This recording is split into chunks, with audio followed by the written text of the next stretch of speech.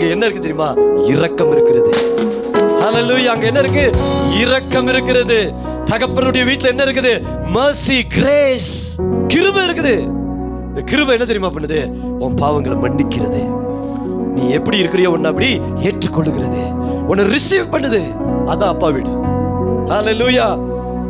Reconciliation எப்ப தெரியுமா நடக்குது? ஒப்புரவாகுதல் எப்ப நடக்குது தெரியுமா? நான் மனம் திரும்பும் பொழுது, அப்பா வீட்டை நினைக்கும் பொழுது கிருபை வேலை செய்ய ஆரம்பிக்கிறது.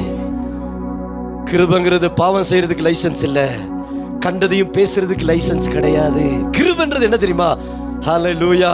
நான் பாவம் செஞ்சாலும் நான் அதை குறித்து மனம் திரும்பும் பொழுது, அப்பா வீட்டை நினைக்கும் பொழுது, அந்த அப்பா ஒருத்தர் எனக்கு இரக்கம் பாராட்ட ஒருத்தர் இருக்கிறார் என்று சொல்றதுதான் கிருபை.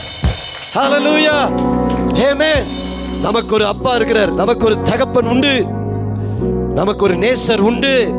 நம்மேல் இரக்கமும் கிருபையும்